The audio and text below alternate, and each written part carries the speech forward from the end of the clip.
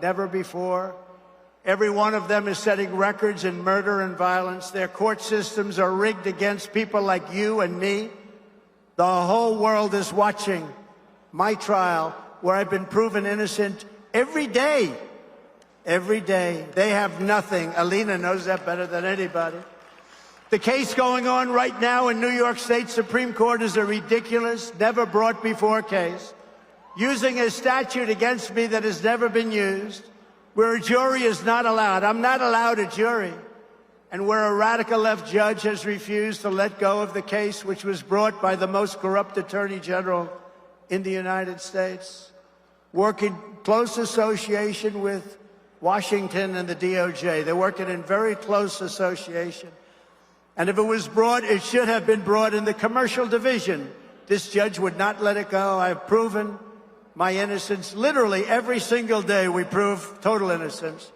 The clubhouse-appointed, highly partisan judge, who is crazy, ruled violently and viciously against me before he ever knew what the case was about and before we even started the trial. He ruled against me before the trial was started. It should have never gone to court in order to make the case for the racist Attorney General, Letitia Peekaboo James. He had to get the values of my properties down very substantially from the true values. So he stated, as an example, that Mar-a-Lago in Palm Beach, Florida was worth $18 million, when in fact the real number is anywhere from 50 to 100 times that amount, maybe higher than that. An unassailable expert testified just this week that is worth much more than $1 billion. Another highly respected expert witness in the case testified on Thursday to the Attorney General, "You really ought to be ashamed of yourself for bringing this case against this man." His expert finding after exhaustive research, one of the most respected people in the country, after exhaustive research, is there is no evidence whatsoever of any accounting problems or fraud. There is not a single reference to a violation of any accounting provision. He concluded by saying if Mr. Trump was his student at the Stern School of NYU, where he's a top professor, one of the most respected people in the school, President Trump would get an A on his financial statements. He would get an A. In over 40 years, he said, I've never seen a statement that provides so much detail and is so transparent as these statements. These statements also have an ironclad disclaimer clause stating that the user must use his own due diligence and analysis and not rely in any way on the statements. Right there, we win the case, but this guy refuses to acknowledge it. The prosecution's star witness, their only witness, stated on the stand loud and clear, Boris, that he lied. He said he lied. I lied. It was like Perry Mason.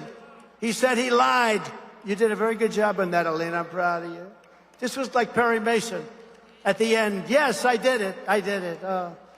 It's always the last 3 minutes. It was like the last 3 minutes, too. He said he lied. He actually said he's the only witness they had. So we asked the judge to dismiss the case, and he said, no way I'm dismissing. It's a hell of a thing. It's a kangaroo court. This judge couldn't care less. He's out to do a job on all of us, and we cannot let it happen. An appeals court threw out approximately 90% of the case, was thrown out. But this judge openly refuses to honor the appeals court decision as he trudges forward. Facts mean absolutely nothing to him. He cannot wait to render a decision in favor of the crooked Attorney General, who used me to run for her current position, and then, remember, she ran against our governor now. She ran for governor, and she failed, only getting a few points in the polls. She dropped out. She then went back to the Attorney General's office stating that she had something very big to do. You know what the very big is? Me. She's a vicious lunatic. She's an incompetent.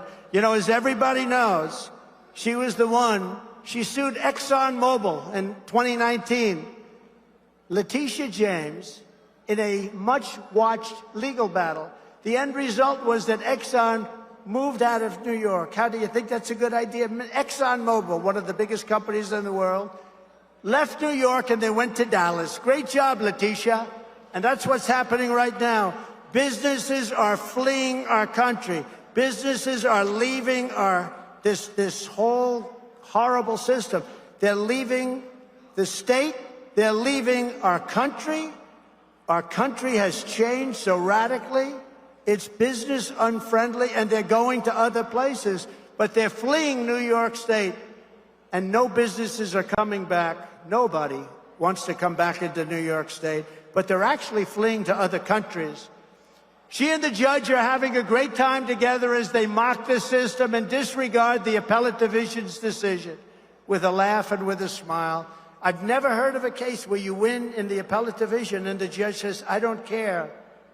I'm not going to abide by the appellate division. That's what we have. And that would have meant 90% of the case would be won. So all of this while murder and violent crime is taking place right outside of this courthouse. So just to wrap up, I want to say this. We have a sick country. We have, as a couple of you have said, we have a nation in decline, in very, very serious decline. We're going to run in New York. We're going to run strong in New York. We're going to do things that nobody ever believed. We're going to win New York. We're going to win New Jersey. We're going to win Virginia. And then we're going to win a lot of the states that we're expected to win. And we're going to do a job like nobody's been able to do. And we're going to bring law and order back. We're going to do something that I will say is slightly controversial, but it shouldn't be. We are going to indemnify policemen and precincts and states and cities from being sued.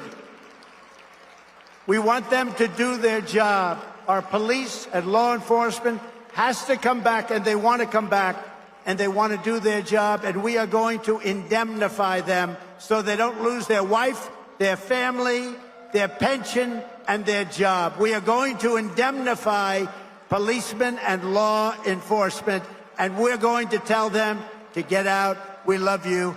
Do your job. So I want to thank everybody. Mr. Mayor, I want to thank you very much. I want to thank everybody for being here. This is a record crowd. This is a record time. We're going to be back in New York a lot. We're going to actively campaign in New York. We are going to win the election. We're going to win this great state, once great state. And with you at my side, we will demolish the deep state. We will expel the warmongers from our government.